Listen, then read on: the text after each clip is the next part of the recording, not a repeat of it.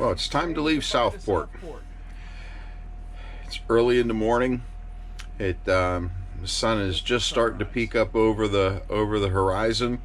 And I've gotten loose from the dock thanks to the friends, a couple of friends that I made there in boats that were adjacent to me.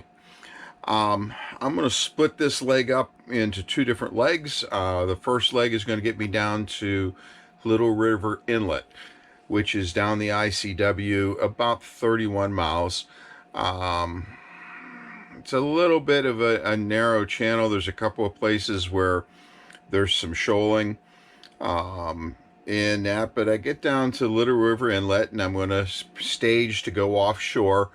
I'll be just inside the ocean. As a matter of fact, I'll be able to see from the boat looking out into the ocean. It's a beautiful area down in there. It took me 5-6 hours to do that. These are some of the pictures of going down the ICW.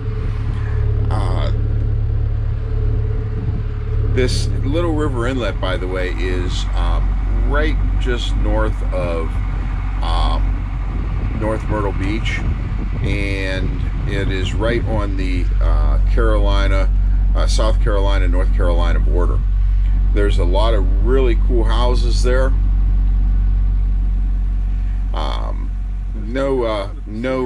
No swing bridges or anything that I had to worry about bridge openings. All the bridges that I went under were plenty high. It was a beautiful day. I was really surprised at how nice it was out for the day. And I'd be in South Carolina. I'm right on the border. I got into Little River Inlet probably 2-3 o'clock in the afternoon.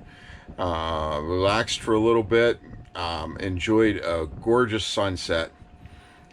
Stunningly beautiful. The colors are just extraordinary. And so I'm prepared to jump offshore. It'll be 115 miles down to Charleston, South Carolina. Charleston, South Carolina will be an offshore push. It's looking like I'm going to have some good wind. And I got out there and the wind delivered. I mean, it was some pretty nice wind.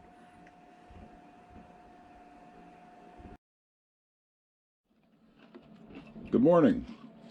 It's a bit early, just starting to get light outside. I'm going to get ready to weigh anchor here in a bit. I'm getting ready to make an offshore jump from Little River Inlet, right at the junction of North Carolina and South Carolina border, down to Charleston, South Carolina. About 115 miles. I'm expecting sea conditions to be pretty mild. Wind steady out of the west.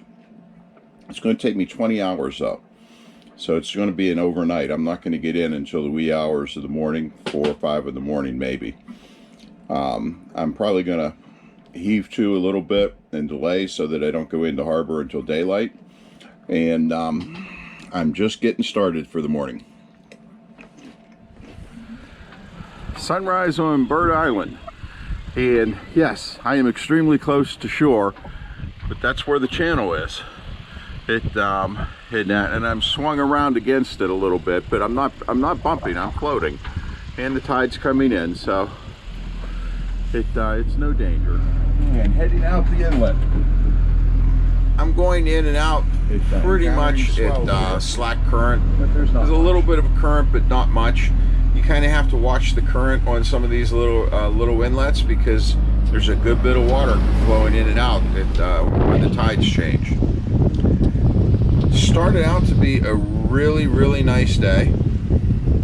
I got out there, got the sails up, was pretty much wing on wing, and I was doing really well.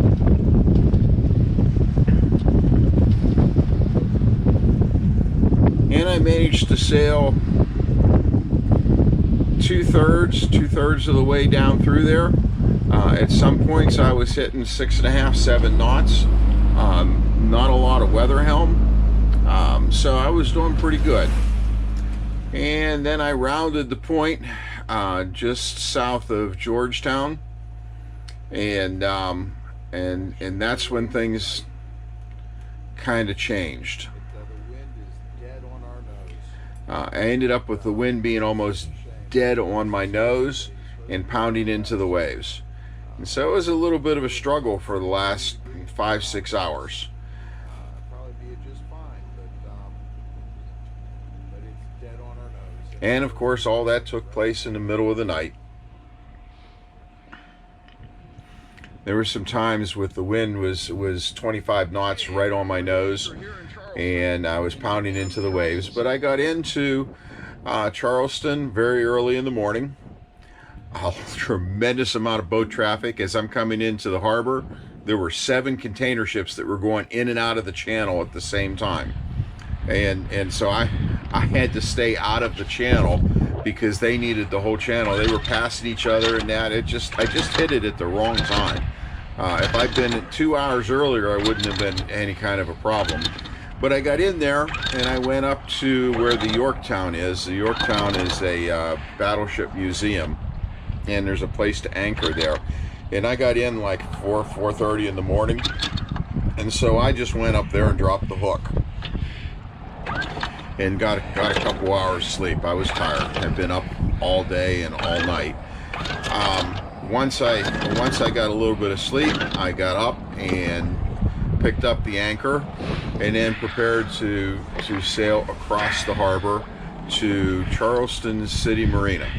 It's a safe harbor marina, and I would be able to use my Black Card membership as being a slip holder at Stingray Point, and I would be able to stay there for the night at no cost. A little bit of a current here, so that made it a little bit challenging because the boat wanted to drift the wrong direction, and of course I'm solo, so it made it a little bit tricky getting everything in and out. I had to use the engine to nudge it forward because it was a little bit too much current for the windlass. This is a view of swinging around and looking back at the Yorktown, and you can see the battleship back there where they have a museum. It's a pretty cool place. If I had more time, I probably would have gone in and checked it out. But you know, I was looking at a weather window that gave me an opportunity to make the next jump down to Florida, and so I didn't want to take any chance of missing that.